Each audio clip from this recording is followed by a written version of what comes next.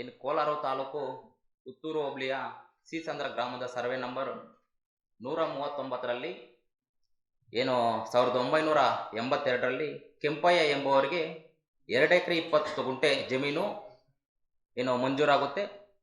ತದನಂತರ ಕೆಂಪಯ್ಯ ಮರಣದ ನಂತರ ಏನು ಅವ್ರ ಹೆಂಡತಿಯಾದಂಥ ರತ್ನಮ್ಮರವರಿಗೆ ಖಾತೆ ಬದಲಾವಣೆ ಆಗುತ್ತೆ. ಮತ್ತೆ ಹೋಗ್ತಾ ಹೋಗ್ತಾ ಏನು ರತ್ನಮ್ಮರವರ ಮಗನಾದಂಥ ಚಂದ್ರಮೌಳಿ ಅವರಿಗೆ 2 ಎಕರೆ 20 ಗುಂಟೆ ಜಮೀನು ಮಂಜೂರಾಗುತ್ತೆ. ಜೊತೆಗೆ ಸ್ವಾಧೀನದಲ್ಲೂ ಸಹ ವ್ಯವಸಾಯ ಮಾಡ್ಕೊಂಡಿರ್ತಾರೆ. ಇದು ಕಂದಾಯ ಅಧಿಕಾರಿಗಳೇ ಮಂಜೂರು ಮಾಡಿಕೊಟ್ಟಿರುವಂಥ ಜಮೀನು. ಆದರೆ ಅಲ್ಲಿ ಜಮೀನಲ್ಲಿ ವ್ಯವಸಾಯ ಮಾಡೋಕ್ಕೆ ಸುಮಾರು ಸಮಸ್ಯೆಯನ್ನು ಅಲ್ಲಿರುವಂಥ BGS ಸಮಸ್ಯೆಯವರು ಮಾಡ್ತಾ ಇದ್ದಾರೆ.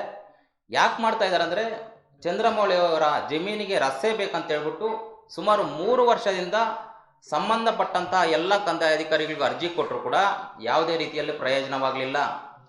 ಒಂದು ಕಡೆ ದಲಿತರಿಗೆ ಕಂದಾಯ ಅಧಿಕಾರಿಗಳು ಮೋಸ ಮಾಡೋದ್ರ ಜೊತೆಗೆ ದಲಿತರ ಅರ್ಜಿಗಳನ್ನು ಸರಿಯಾದ ರೀತಿಯಲ್ಲಿ ಅದಕ್ಕೆ ಸಂಬಂಧಪಟ್ಟಂಥ ಯಾವುದೇ ರೀತಿಯಲ್ಲಿ ನ್ಯಾಯ ಕೊಡಿಸೋದ್ರಲ್ಲಿ ಏನು ಕಂದಾಯ ಅಧಿಕಾರಿಗಳು ವಿಫಲರಾಗಿದ್ದಾರೆ.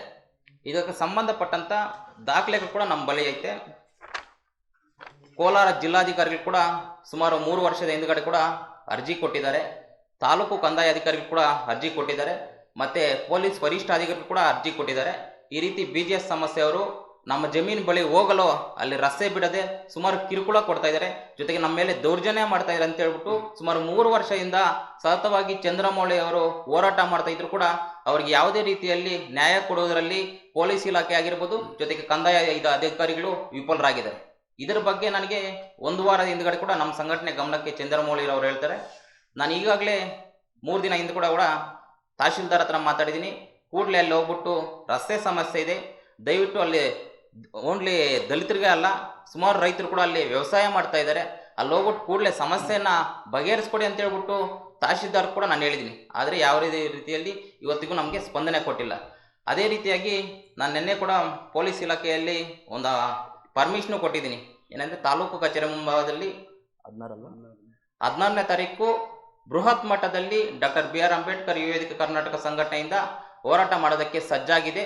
ಯಾಕಂದರೆ ಇಲ್ಲಿ ಜಿಲ್ಲೆಯಲ್ಲಿ ಕೆಲವೊಂದು ತಾಲೂಕುಗಳಲ್ಲಿ 106 ಎಕರೆಗಳನ್ನ ಕಂದಾಯ ಅಧಿಕಾರಿಗಳು ಮಂಜೂರು ಮಾಡ್ತಾರೆ. ಮತ್ತೊಂದು ಕಡೆ ಏನಾದರೂ ಬಡವರಿಗಾಗಿರ್ಬೋದು, ದಲಿತರಿಗಾಗಿರ್ಬೋದು, ರೈತರಿಗಾಗಿರ್ಬೋದು ಕನಿಷ್ಠ 1 ಎಕರೆ ಜಮೀನನ್ನು ಗೋಮಾಳದ ಇದರಲ್ಲಿ ಮಂಜೂರು ಮಾಡ್ಕೊಡ್ಬೇಕಂದ್ರೆ ಸುಮಾರು ಹೋರಾಟ ಮಾಡಬೇಕು. ಆದರೆ ಮತ್ತೊಂದು ಕಡೆ ಎಕರಾನ್ಗಟ್ಟಲೆ ಬಲಾಢ್ಯರಿಗಾಗಿರ್ಬೋದು, ಶ್ರೀಮಂತರಿಗಾಗಿರ್ಬೋದು, ರಾಜಕೀಯ ಮುಖಂಡರಿಗೆ ಮಂಜೂರು ಮಾಡ್ತಾ ಇದ್ದಾರೆ ಇಲ್ಲಿ ಕೋಲಾರ ಜಿಲ್ಲೆಯಲ್ಲಿ. ಇದು ಸಾಕಷ್ಟು 1 ತಿಂಗಳಿಂದ ಏನು ಅದು KGF ತಾಲೂಕು ಆಗಿರ್ಬೋದು, KGF ತಾಲೂಕಲ್ಲಿ ಯಾರು ತಹಶೀಲ್ದಾರ್ ಇದ್ದಾರೆ ಅವರು ಕೂಡ ಈ 106 ಎಕರೆಯನ್ನು ಮಂಜೂರು ಮಾಡಿದ್ದು ತಮ್ಮ ಗಮನ ಕೂಡ ತಂದಿದೆ. ಆದರೆ ಇಲ್ಲಿ ಕೋಲಾರ ತಾಲೂಕಲ್ಲಿ ಕೂಡ ಏನು ಸುಮಾರು 500ರಿಂದ 600 ಎಕರೆ ಇದೇ ರೀತಿಯಾಗಿ ಮಂಜೂರು ಮಾಡಿರೋದು ನನ್ನ ಬಳಿ ದಾಖಲೆ ಇದೆ. ಇದನ್ನು ಕೂಡ ಕೆಲವೇ ದಿನಗಳಲ್ಲಿ ಪತ್ರಿಕಾ ಮಾಧ್ಯಮ ಮುಂದೆ ಕೂಡ ದಾಖಲೆಗಳ ಸಮೇತ ತರ್ತೇನೆ. ಅತ್ಯಂತ ಮುಖ್ಯವಾಗಿ ನಮಗೆ ಸಮಸ್ಯೆ ಬಂದಿರೋದು ಇಲ್ಲಿ ಚಂದ್ರಮೌಳಿ ಅವರಿಗೆ ರಸ್ತೆ ಏನು ನಕ್ಷೆಯಲ್ಲಿ ದಾರಿ ಐತೆ, ದಾರಿ ಬಿಡ್ಕೊಡ್ಬೇಕಂತ ಹೇಳ್ಬಿಟ್ಟು ಸುಮಾರು ದಿನಗಳಿಂದ ಹೋರಾಟ ಮಾಡ್ತಾ ಇದ್ದಾರೆ. ಯಾಕಿಲ್ಲಿ ಸಮಸ್ಯೆ ಕಂದಾಯ ಅಧಿಕಾರಿಗಳು ಚಂದ್ರಮೌಳಿಗೆ ಸಮಸ್ಯೆಗೆ ಸ್ಪಂದಿಸ್ತಾ ಇಲ್ಲ ಅಂದರೆ ದಲಿತ ಎಂಬ ಒಂದೇ ಕಾರಣಕ್ಕೆ ಈ ಚಂದ್ರಮೌಳಿಗೆ ನ್ಯಾಯ ಕೊಡಿಸ್ತಾ ಇಲ್ಲ. ಅದನ್ನು ನಾವು ತೀವ್ರವಾಗಿ ಖಂಡಿಸ್ತೇವೆ. ಜೊತೆಗೆ ತಹಶೀಲ್ದಾರ್ ಅವರ ಈ ನಡೆಯನ್ನು ನಾವು ಖಂಡಿಸ್ತಾ ಇವರ ವಿರುದ್ಧ ಬೃಹತ್ ಮಟ್ಟದಲ್ಲಿ ಹೋರಾಟ ಮಾಡೋದಕ್ಕೆ ನಾವು ಸಜ್ಜಾಗಿದ್ದೇವೆ.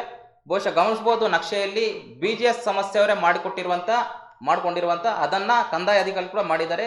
ಇಲ್ಲಿ ರಸ್ತೆ ಇದೆ ಅಂತ ಹೇಳ್ಬಿಟ್ಟು 296, 295 ಇಲ್ಲಿ ರಸ್ತೆ ಇದೆ ಅಂತ ಹೇಳ್ಬಿಟ್ಟು ನಕ್ಷೆಯಲ್ಲಿದ್ದರೂ ಕೂಡ ಇದನ್ನು ನಕ್ಷೆಯನ್ನು ಗುರುತಿಸಿ ದಾರಿ ಮಾಡಿಕೊಡೋದ್ರಲ್ಲಿ ಕಂದಾಯ ಅಧಿಕಾರಿಗಳು ವಿಫಲರಾಗಿದ್ದಾರೆ. ಪಾಪ ಇವರು ಚಂದ್ರಮೌಳಿ ಅವರು ಹ್ಯಾಂಡಿಕ್ಯಾಪು ಸುಮಾರು 3 ವರ್ಷದಿಂದ ಹೋರಾಟ ಮಾಡ್ತಾ ಇದ್ದಾರೆ.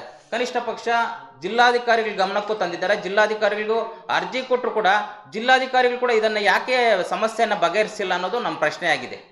ಯಾಕೆ ಒಂದು ಅರ್ಜಿಗೆ ಏನಾದರೂ ಬೆಲೆ ಇಲ್ವಾ, ಇಲ್ಲ ಏನಾದರೂ ದಲಿತ ಅನ್ನೋದ ಕಾರಣಕ್ಕಾಗಿ ಈ ರೀತಿ ಸಮಸ್ಯೆಯನ್ನು ಬಗೆಹರಿಸಿದವಲ್ಲಿ ವಿಫಲರಾಗಿದ್ದೀರ ತಾವು? ಇದಕ್ಕೆ ಪ್ರಶ್ನೆಗಳಿಗೆ ತಾವು ಉತ್ತರ ಕೊಡಬೇಕಾಗಿದೆ. ಯಾಕಂದರೆ ಸರ್ಕಾರಿ ಸಂಬಳ ತಗೊಂಡು ಸರ್ಕಾರಿ ನೌಕರ ಕೆಲಸ ಇದು ಮಾಡಿಕೊಂಡು ಗಿಟ್ಸ್ಕೊಂಡು ಸಾವಿರಾನುಗಟ್ಟಲೆ ಸಂಬಳ ತಗೊಳ್ತೀರಲ್ವಾ? ಇಲ್ಲಿ ದಲಿತರಿಗಾಗಿರ್ಬೋದು, ರೈತರಿಗಾಗಿರ್ಬೋದು ಸಮಸ್ಯೆ ಬಂದಾಗ ಯಾಕೆ ಸಮಸ್ಯೆಯನ್ನು ಬಗೆಹರಿಸಿಲ್ಲ ಕಂದಾಯ ಅಧಿಕಾರಿಗಳು? ಇದನ್ನು ನಾವೆಲ್ಲ ಸಹ ಖಂಡಿಸ್ತಾ ಇದ್ವಿ. ಯಾವುದೇ ಕಾರಣಕ್ಕೂ ಚಂದ್ರಮೌಳಿಗೆ ದಾರಿ ಬಿಡುವುದಕ್ಕೆ ಯಾರು ಬಿಡೋದಿಲ್ಲ ಅಂತ ಹೇಳ್ಬಿಟ್ಟು BGS ಸಮಸ್ಯೆಯವರು ಮುಂದಾಗಿದ್ದಾರಲ್ಲ, ಇದು ಯಾವುದೇ ಕಾರಣಕ್ಕೂ ನಾವು ದಾರಿ ಮಾಡಿಕೊಡ್ತೀವಿ. ಕಾನೂನು ಚೌಕಟ್ಟಿನಲ್ಲಿ ಹೋರಾಟ ಮಾಡ್ತೀವಿ. ಜೊತೆಗೆ BGS ಸಮಸ್ಯೆಯವರು ಮಾಡಿರುವಂಥ ಅಕ್ರಮಗಳಿಗಾಗಿರ್ಬೋದು, ನೂರಾರು ಎಕರೆಗಳನ್ನ ಯಾವ ರೀತಿ ಮಂಜೂರು ಮಾಡ್ಕೊಂಡಿದ್ದಾರೆ ಅನ್ನೋದು ಬಹುಶಃ ಅಣ್ಣವ್ರು ಹೇಳ್ತಾರೆ, ಕೀಳೇಲು ಸತೀಶ್ ಅನ್ನೋರು ಅದ್ರ ಬಗ್ಗೆ ವಿವರವಾಗಿ ಹೇಳ್ತಾರೆ.